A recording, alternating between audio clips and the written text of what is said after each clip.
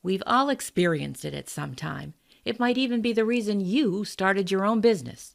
No matter how hard you worked, no matter how great your ideas, your objective skills, or even past successes, you're passed over. You lose out to someone less qualified, and in your gut, you know there's some type of bias at work. Now, it might not rise to the level of being illegal, and even if it did, you might not want to take it to the mat for a variety of reasons. But in your heart, you know you've been unfairly disadvantaged, that there's some kind of bias at work. What can you do? How can you turn that adversity into an advantage, into your superpower? Well, my next guest, yes, a Harvard professor and award-winning researcher, will tell us how. This is Business Confidential Now with Hannah Hasl-Kelchner, giving you the inside scoop on how to ignite more business success by doing the right things in the right way.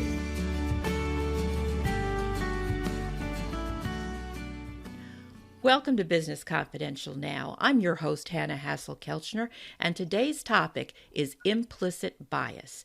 It's one that is really front and center in the social justice movement, and nowhere does that movement hit home more than in the workplace. And here to help us learn more about it is today's guest, Professor Laura Huang. She's an associate professor of business administration at the Harvard Business School and an expert in interpersonal relationships and implicit bias in entrepreneurship and in the workplace. She's also the creator of #FindYourEdge, an initiative dedicated to addressing inequality and disadvantage through personal empowerment. Now, her award-winning research, it's been featured in Financial Times, Wall Street Journal, USA Today, Forbes, and Nature, and she was named one of the 40 best business school professors under the age of 40 by Poets and Quants.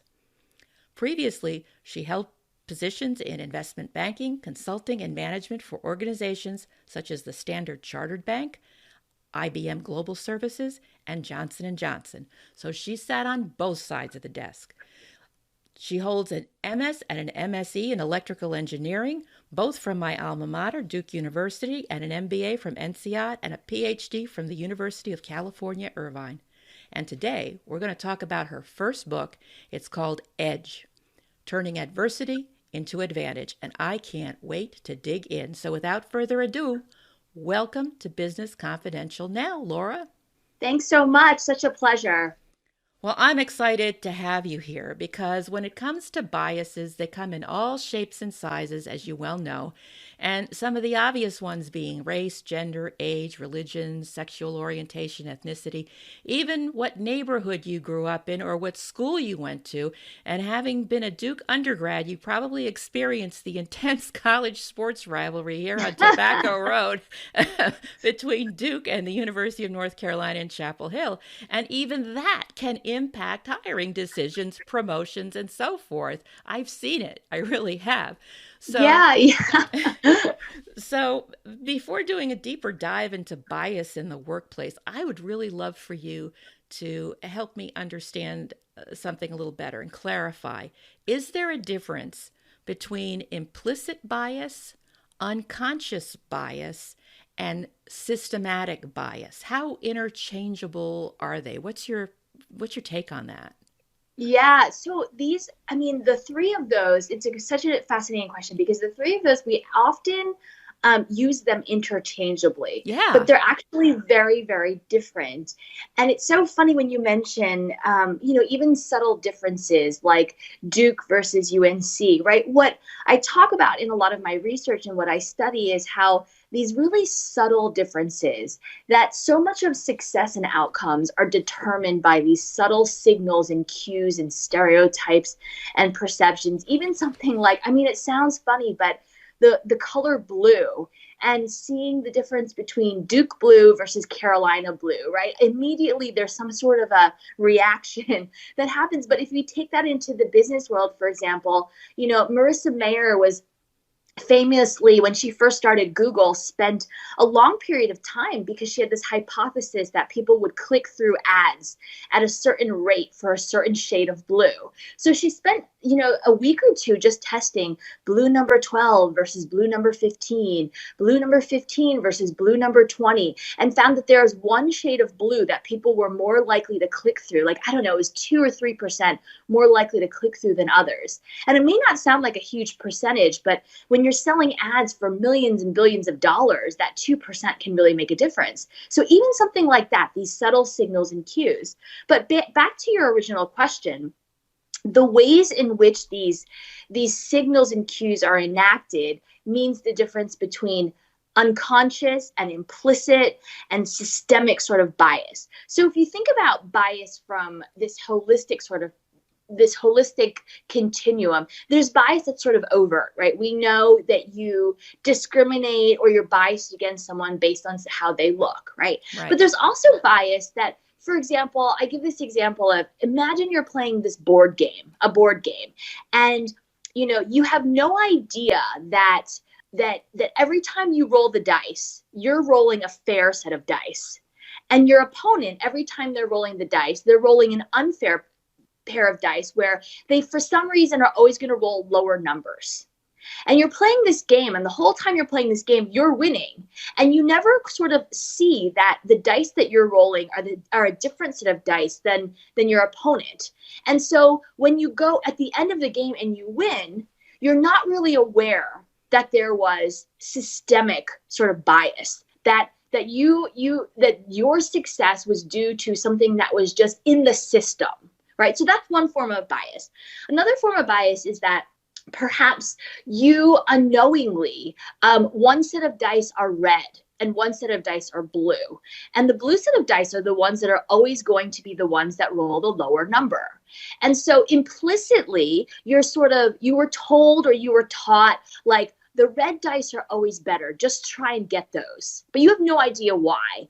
And so every time it's your opponent's turn, you hand them the blue set of dice. Right, so you're implicitly biasing against them because you somehow think that the red dice are better, and that you and so there's sort of this unfairness built in through what you've been taught or through what you've sort of known, and so there's sort of this implicit and also like subconscious to some extent, but subconscious is much more. You have no idea why. You weren't taught that red was better than blue.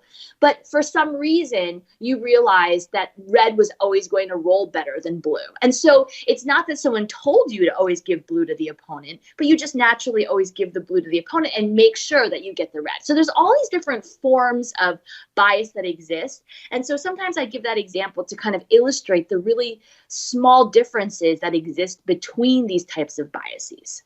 It's interesting because it seems like net, the impact is the same, even though the cause, as you've just described and sorted out here for us, is somewhat different. Yeah, the cause is different, but these different types of biases have different ways of playing out, right? So, for example, implicit bias, this is one of the reasons why people talk often about implicit bias training, because presumably if you teach someone, hey, or you point out to them, hey, you're always rolling the red set of dice, maybe you should give the other person a turn in rolling the red set of dice as well, that you can maybe inoculate against these types of biases. In fact, we actually know that implicit bias training is not quite as successful as we think it is. But to some extent, when we think about it, right, it does make sense that certain forms of bias will be easier to address than, for example, systemic bias, where you would have no idea, like you keep playing the game and you are, there's a theory called system justification theory, which suggests that you continue to justify the system, because if someone told you, hey, you only won because that game was unfair, right? You would continue saying, no, the game was totally fair. I was playing the game. I saw it play out. I won fair and square. The game is fair. But that's also because you never really experienced that counterpart where you didn't touch that set of dice. You didn't feel how they felt different. You didn't, all of this sort of, and so it's much harder to kind of change that entire system. How does the concept of privilege fit into all of this? Privilege is really, there are multiple forms of privilege. Some are that you were born into privilege, or some privilege can come in lots of different forms. It's based on what you look like, the networks you belong to, the people that you know, the people who know the people you know, and it really pervades, right? And so when we talk about system level change, I've been doing research in inequality and disadvantage and stereotypes and people who are underestimated for a really long time, more than a decade. And early on, a lot of the questions that I got when I presented my research were along the lines of privilege and what can we do about this? Like, what can we do to level the playing field? And the problem was really similar to what I've already talked about. The solutions to these problems were always these system level solutions or these organizational level solutions. People would say things like, we need to have better hiring practices, or we need to use algorithms to do our hiring, or we need to have more representation in our top management teams, more women and people of color in executive positions and as mentors. And that's all a step in the right direction.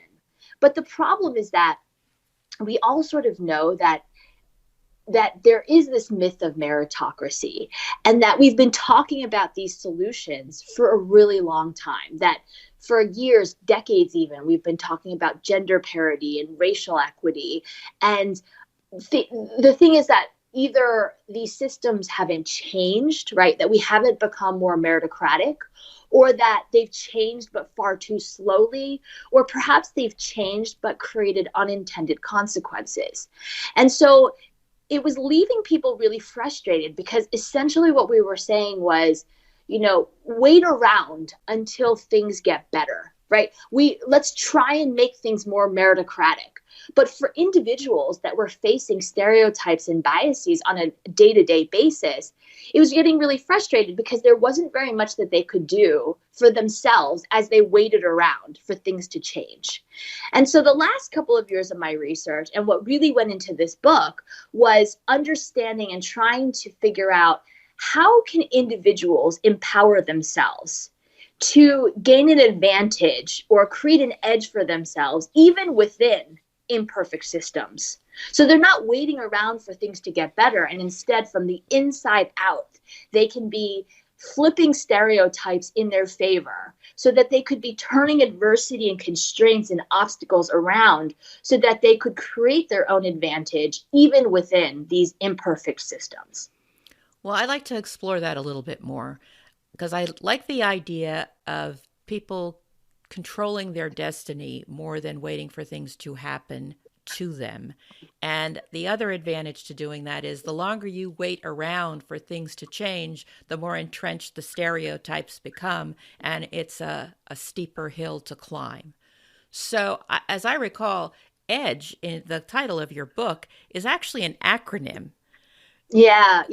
So the title of the book is EDGE, and it's about how to gain and create an edge for yourself. But you're right, EDGE actually stands for the framework that I've developed over the course of my research, where the E, D, G, and E stand for the pieces of this framework.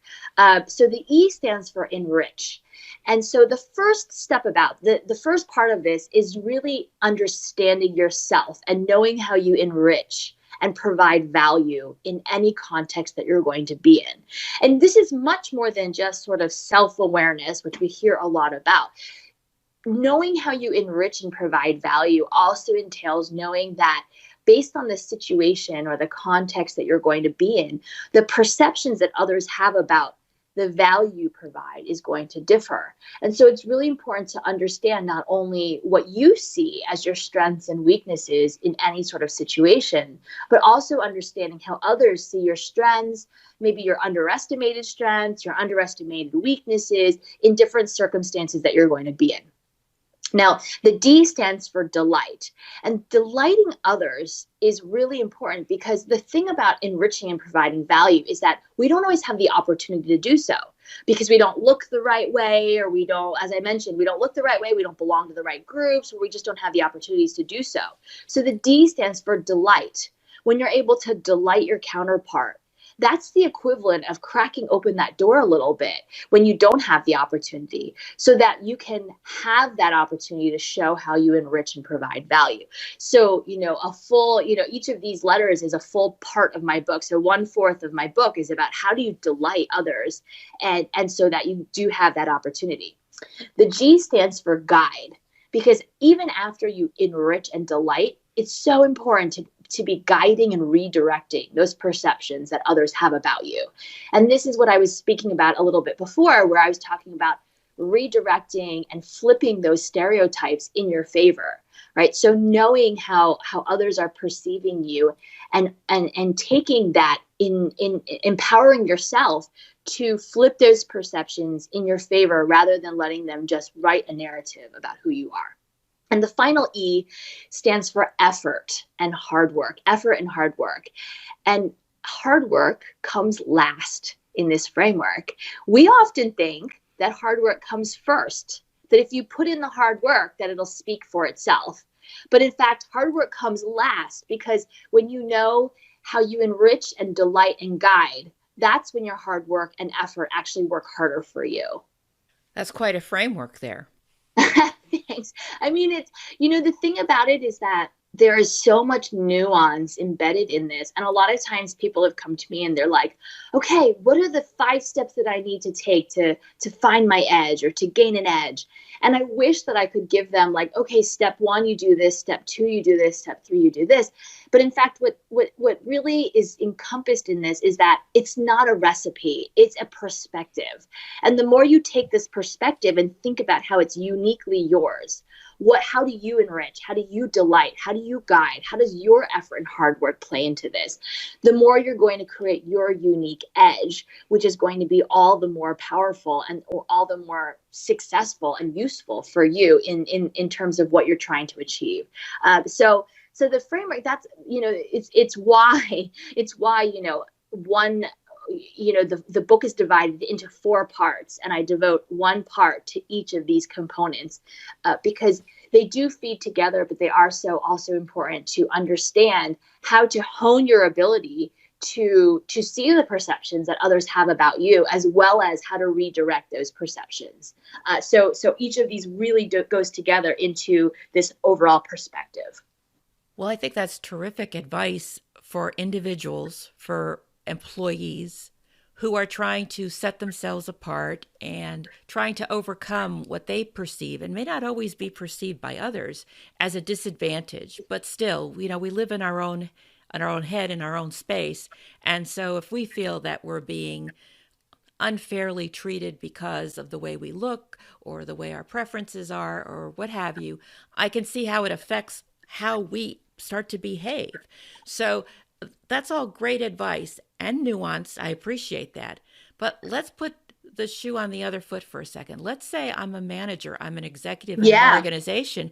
What should I be looking for? Because I'm hearing that, hey, this awareness training, not so great, not as great as you want it to be. So what can I do if I feel that somebody on my team, I'm looking for diversity, I want to get different points of view, but sometimes people don't always play nice together. And because we all do carry our own baggage, rightly or wrongly, whether we even appreciate it or not, as you were talking about the different types of biases that are out there. So how do I make sure people put the dice down? I'm so glad you asked that, because I think it's such an important piece of this, which is that we think that this is just an individual level thing, right? That as an individual, you create your own edge, which is a large part of this. But what I think organizations don't understand, what managers don't understand, is that ultimately what managers and organizations are trying to achieve are happier, more productive, more innovative employees. And people in organizations are going to be much more productive and happier and satisfied and innovative when they feel like they're empowered. So we spend so much time in organizations giving people training, telling them the ways in which we should be either more inclusive or more innovative, or training them for this or that, instead of teaching them. So another way to put this is we try so hard to give our employees or give our people an advantage. But instead, we should be teaching them how to cultivate their own advantage and their own edge. Because when they're able to cultivate their own advantage and their own edge, that's when they come up with their own unique, innovative ideas. That's when they come up with ideas for how to do something differently in the organization, or how to be more effective in a certain process, or how to do their job better so that the organization benefits as a whole, because people know themselves. And so when you're able to teach them and give them this perspective on how they can create their own edge, that's when they're able to take the ways in which they enrich and provide value, for example, and apply it in a much better way than you sort of assuming the ways in which they enrich and provide value. So even with sort of these diversity and inclusion initiatives, a lot of it is we think this person would be good here. We think we need more of this here or that there, instead of just empowering people to then understand how they themselves, what their strengths are, what their superpowers are, so that they can be like, here's where I can give more. Here's where I can contribute more. Here's what I'm better at. And so all of those things kind of go into really making this important for organizations and managers as well. So if I'm hearing you correctly, it's really about having an open, honest conversation between the employee and their supervisor to say, how I can help do more. It is definitely that piece of it, but it goes beyond just having the honest conversation. It also it's the manager giving the employee the space to, so not just a conversation where you sit down and you're like, what are you good at? What do you want to do? But it's like, giving them the space to really recognize, here are the ways in which I really can provide value that the organization may not have even seen or recognized. Letting the employee sort of direct and within the bounds of what the company is able to do, direct and sort of enable them to show the ways in which they may have strengths or underestimated strengths that may not have been considered previously. So certainly a part of it is having honest conversations, but another piece of it is understanding that people come and people are multifaceted. And what we're normally seeing from people is, or we tend to pigeonhole people into one particular area or one particular strength, rather than allowing for the fact that we are varied and complicated people, and there's lots of different ways that we can provide value. So giving them the opportunity, not just talking about it, but the chance to explore within a certain parameters. Yeah, I think so. Yeah. Because until you've seen what they can do, you don't even know. And they may not know. They may say, well, I think I could do something over here. There's a project. I was talking to someone today who said that before she had her own business, she was lucky to work with some managers and some executives who did give her that kind of freedom. And, it allowed her to learn tremendous things. It allowed her to expand her skill set consistent with her existing skills. So it was a win-win for her and the organization, but it wouldn't have happened if somebody had just pigeonholed her into just a special category and said, well, this is your job, XYZ, stay in your lane type of thing. So, yeah.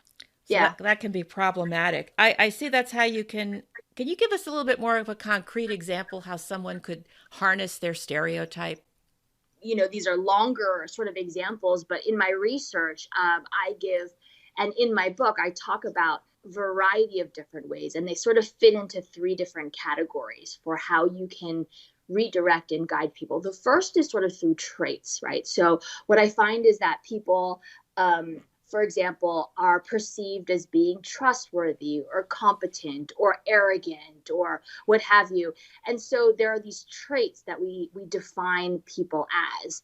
And we can actually flip those in a way and redirect and guide people to those in a way that provides us with this ability to create an advantage. So let me give you an example of this. So let's take ageism, for example. So I find in my research that that people who are older employees, for example, are less likely to get raises, to get hired into positions, to get promotions, to get funded for their ventures, all sorts of things.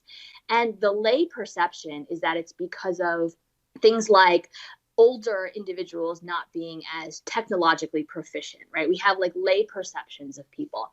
But what I find in my research is that there are underlying perceptions that drive those attributions. So in the case of ageism, there's one perception only that typically drives these negative attributions, and that's curiosity.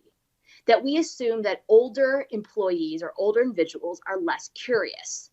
And so before going into an interview situation, for example, I would tell older candidates, I would say to them, the one perception that they have about you is that you're less curious.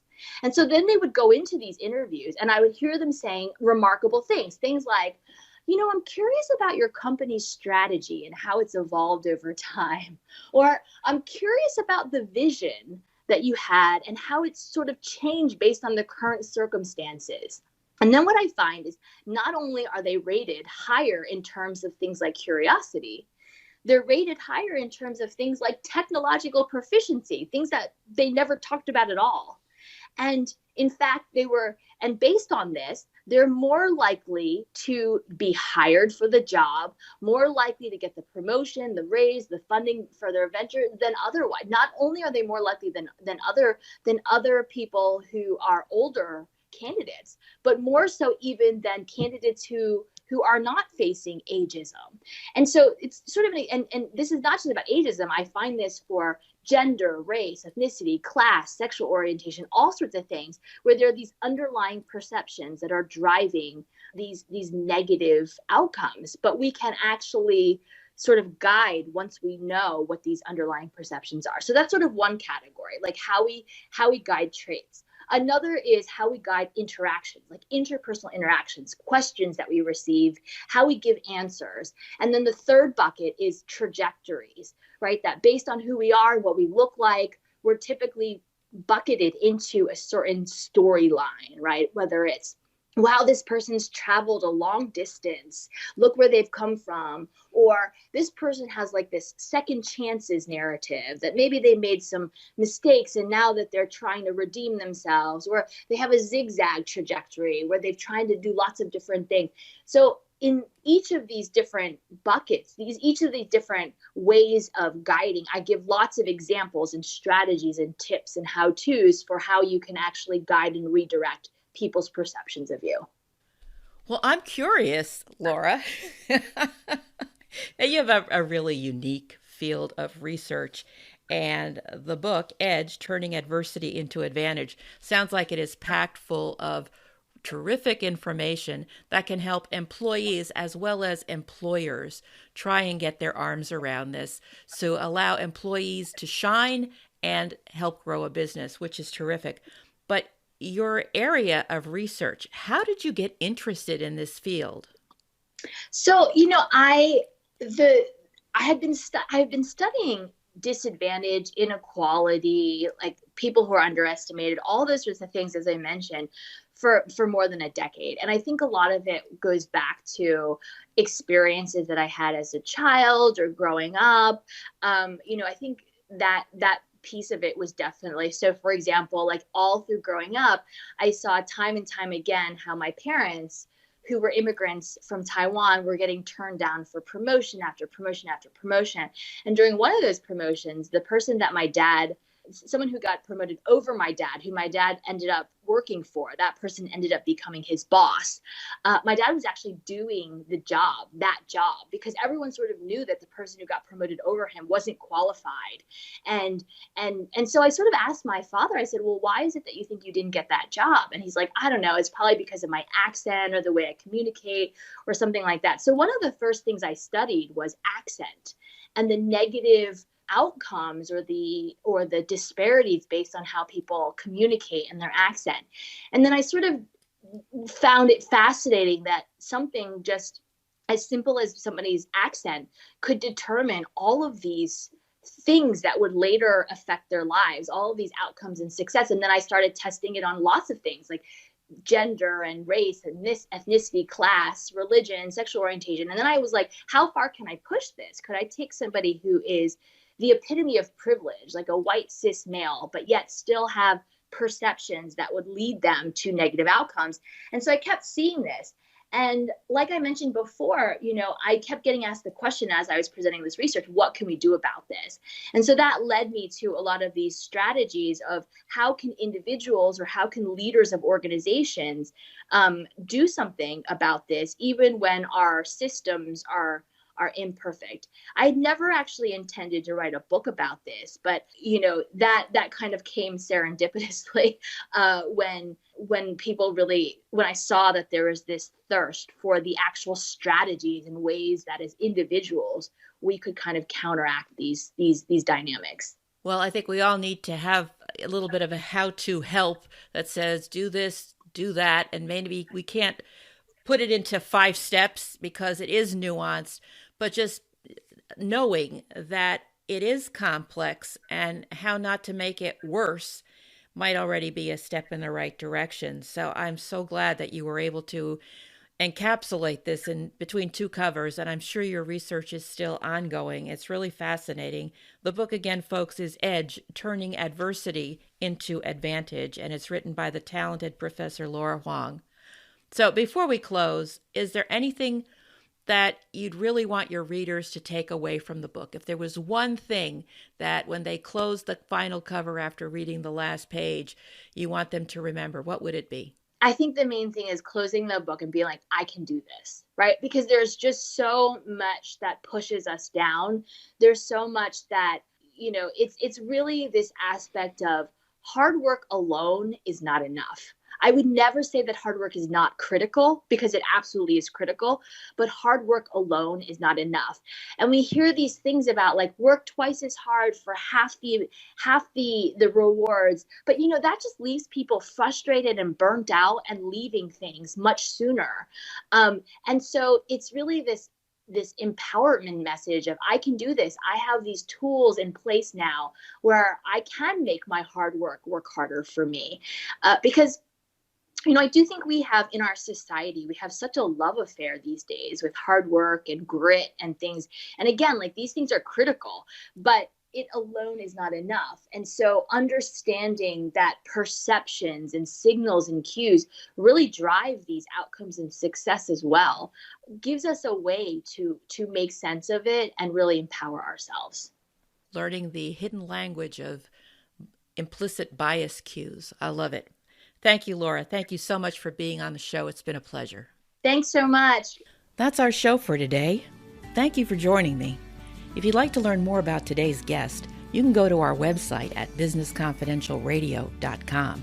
It's got a lot of other powerful information and resources available to help your business grow. So be sure to check that out. The website again is businessconfidentialradio.com. I'm Hannah Hasl-Kelchner, and you've been listening to Business Confidential Now. Have a great rest of the day and an even better tomorrow.